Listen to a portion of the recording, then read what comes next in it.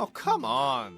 Alice is looking for a second date update with Paul. Hi, Alice. How are you? Hi. I'm doing okay. I'm honestly a little bummed that I have to be reaching out about this, but I'm hoping to just get a little clarity and maybe get to see Paul again. For sure. That's the goal of second date update. We'll do our best. How'd you two meet? Appreciate it.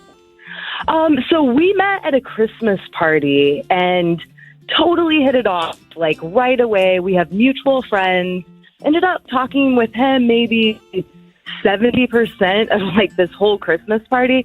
And I even ended up going home with him that night, which was not a bad deal. We had so much fun. After that, we were texting constantly, both super into each other. Had planned an official date. He took me to Soto, which was amazing. And I was thinking, this is a really nice place. This guy has got to be pretty into me. So the date was amazing. We went back to my place. My parents were in town visiting, so, he didn't really feel comfortable staying the night, which is totally understandable. But I haven't heard from him since. Oh. Yeah. But you think he would have stayed the night had your parents are staying with you, I assume? Yes, they were just visiting. They were staying in my guest room. I think, he definitely would have stayed the night, but he was just a little uncomfortable. It was his first time meeting them. I totally get it. It wasn't I was completely understanding. There was no drama about that at all. I walked him out to his car, even had a little mini makeout sesh. So it's not things, I don't know. It's not there was anything weird or awkward or off-putting anywhere. Right.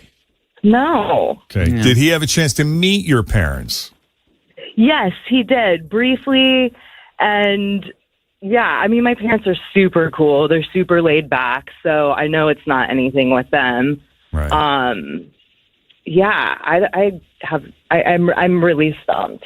Your dad didn't take him aside and, threaten to shoot him if he hurt his daughter. Oh, God, or get out a shotgun. My dad did that the first, date I went on. Yeah. And it was homecoming, and it wasn't even with the guy that I was, dating. It was just, a guy that asked me to homecoming, Oh, God. Oh, yeah, and out comes Dad with a shotgun.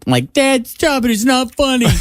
No, it definitely wasn't that. Like I said, my parents are super mellow. Everyone loves my folks. They're some old hippies. My friends usually like my parents more than they like me, so it's definitely not that. Ah, jeez. Okay. Well, if you can't think of anything else, we can pause here. We'll get Paul's phone number and give him a shout as soon as we come back from the break. It's the story of Alice and Paul. Hopefully there will be a part ending. 2. Yeah, and a happy I know, ending. That's what I'm hoping for. Stay with us. Second date update continues next. Jeff and Jenn, Cincinnati's Q102.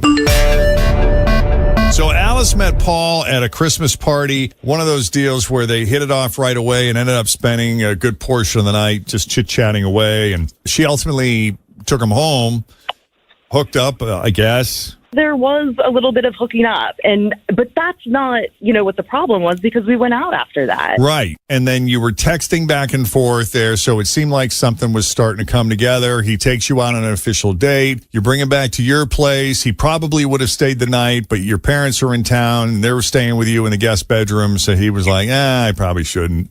And then you said that was the last time you ever heard from him again. Is that correct? Yes. I walked him to his car, mini makeout sesh, thought everything was fine, ghosted.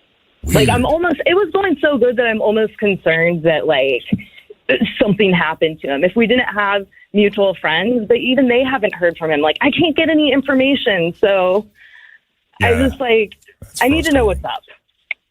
Okay. You got anything else? Anything else we need to know before going in? No. All right, let's do it.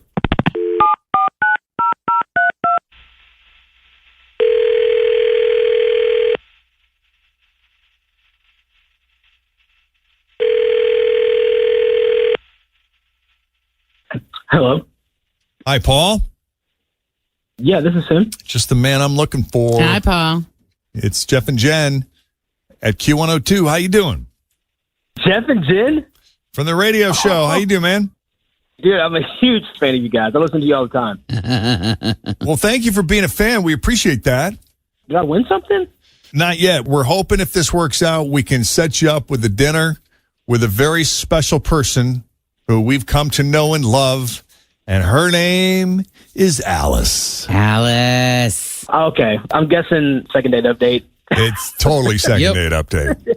It's your lucky day. Oh my God, this is insane. I listen to these all the time, and I never thought I'd be on the show. Well, here's what's interesting. Your date, as she described it, didn't really go the way a lot of these dates go. You know, they go on a date and suddenly they ghost. But you two had sort of gone out a couple times if you count the Christmas party, the subsequent hookup, the date at Soto, the time you spent texting back and forth. And then there was that night where I guess after the Soto day, you could have stayed over, but you didn't because her parents were there. We thought maybe something happened with the parents, but I don't know, man. What's going on? What's the scoop? Okay. Okay. I don't even know where to start. Okay, so you want to talk about freaky, right? I think we had a good time. We had some good chemistry. There was definitely something there, between us. We kissed and stuff, and there was a connection. We felt some chemistry, but I think we maybe should have waited a bit longer before meeting her parents. If we would have waited, I think it probably could have worked out.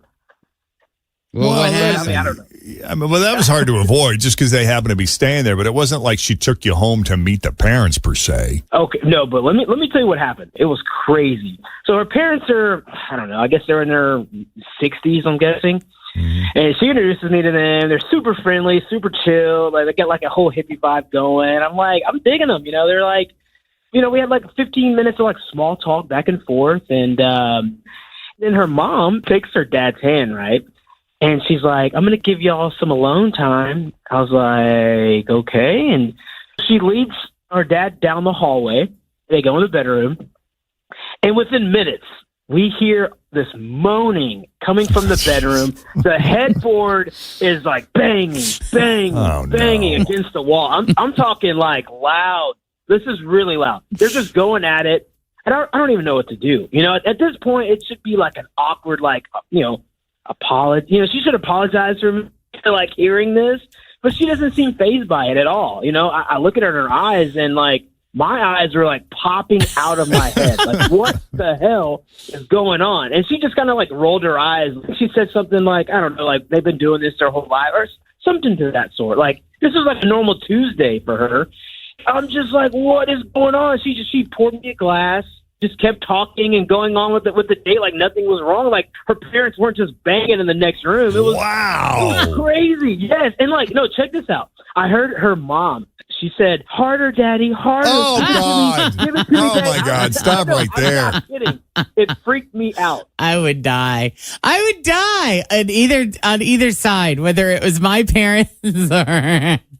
And she just seemed unfazed, like this is just an average Tuesday in her household. Completely unfazed. She was pouring wine. We continued the conversation. We were talking about what's on TV. It was like no big deal, and they were going in there like a pair of 16-year-olds. It was nuts. That's so crazy. Alice, I got to compliment you. I don't know. How do you, you must be used to it, I guess. You get to a certain point where you're just completely unfazed. I mean, I don't know. You guys know people have sex, right? I mean... Yeah, but I know, but who isn't weirded out by the idea of their own parents having sex? I know they're deserving of love and all that. Blah, blah, blah. Yeah. And you hope when you reach that age that you're still having that kind of activity in your life. You hope, you pray, right? But you don't want to hear it. No. I don't know. Okay, I mean, maybe I'm just like used to it. Like, I have so many friends whose parents are divorced. Like, I'd say 90%. Yeah. I'm just so grateful my parents are so in love. Like, yeah, I don't know. But here's the thing that I think is good about that, Paul. You would think growing up in an environment where mom and dad are just being real, they're living their lives, they seem to have a healthy attitude about sex. It's got to mean that Alice is relatively well-adjusted herself, although some might argue. I don't know. Some may not call that well-adjusted. No?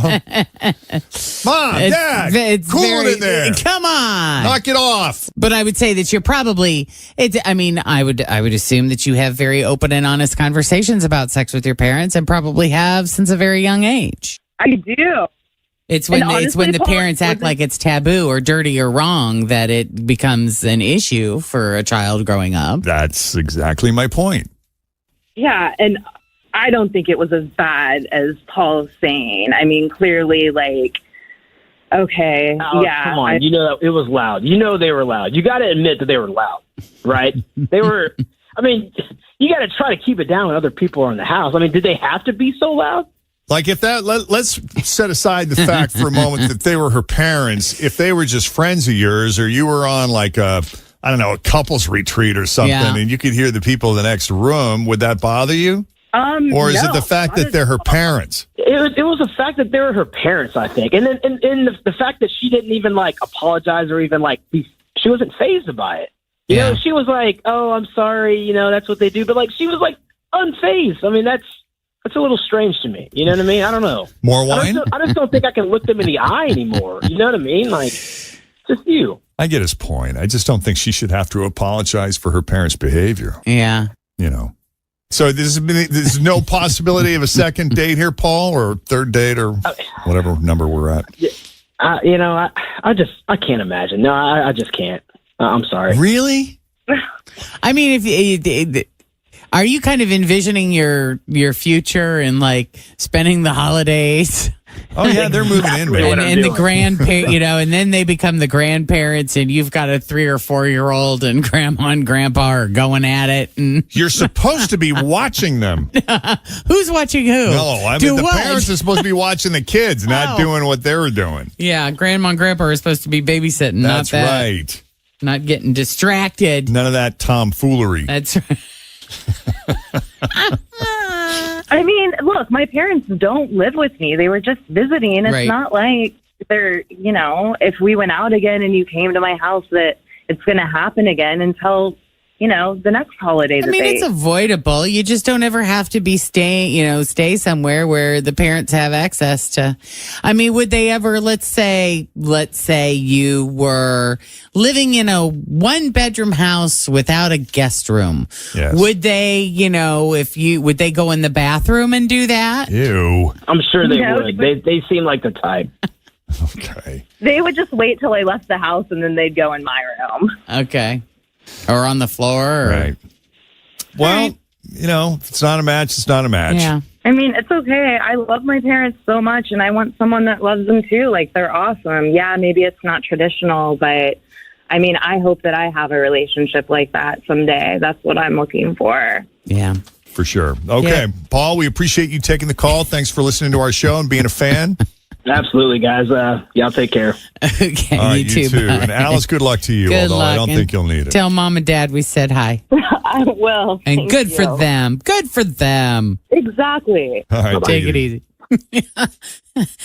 May we all, when we get to that point in our life, right, Jeff? Yeah, right. Absolutely. Sure. So listen, you need a little help with a second date update. Just send us an email, Jeff and Jenn at WKRQ.com. All right.